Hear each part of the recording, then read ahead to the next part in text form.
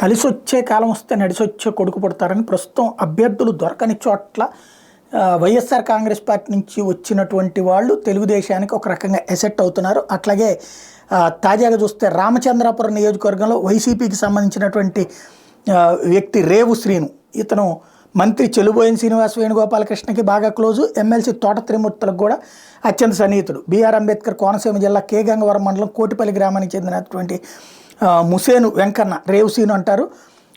తాజాగా తెలుగుదేశం పార్టీలో చేరారు. ఆ రామచంద్రాపురం టికెట్ ఆశిస్తున్నారు. యాక్చువల్గా ఇక్కడ వచ్చేటప్పటికి ఇంతకుముందు పిల్లి సుభాష్ చంద్రబోస్కి ఈయన వ్యతిరేకం. దాంతో అక్కడ చెలుబోయిన వేణుగోపాలకృష్ణతో క్లోజ్గా ఉంటూ వచ్చారు. అయితే తోట త్రిమూర్తులకి బాగా సన్నిహితంగా ఉండేవారు. తోట త్రిమూర్తుల విజయంలో కూడా కీలక పాత్ర పోషిస్తూ వచ్చారు. ఇప్పుడు వచ్చేటప్పుడు తను పోటీ చేయడానికి టికెట్ ఆశించారు. రామచంద్రపురం నుంచి వైఎస్ఆర్ కాంగ్రెస్ పార్టీ టికెట్ ఇవ్వడానికి సిద్ధంగా లేదు. కాకపోతే ఎమ్మెల్సీ ఇస్తానంది, ఎమ్మెల్సీ ఇస్తాను చూసుకుంటామని చెప్పింది. కానీ ఆయన ఎమ్మెల్యేగా పోటీ చేయడం కోసం అని చెప్పేసి తెలుగుదేశం పార్టీ వాళ్ళు అప్రోచ్ అయితే, అంటే తెలుగుదేశం వాళ్ళని అప్రోచ్ అయితే రామచంద్రాపురానికి సంబంధించి టికెట్కి ఖాయమనేటప్పటికి అటు చేరారు. ఇది ఒక కొత్త కాన్సెప్ట్ గోదావరి జిల్లాలో.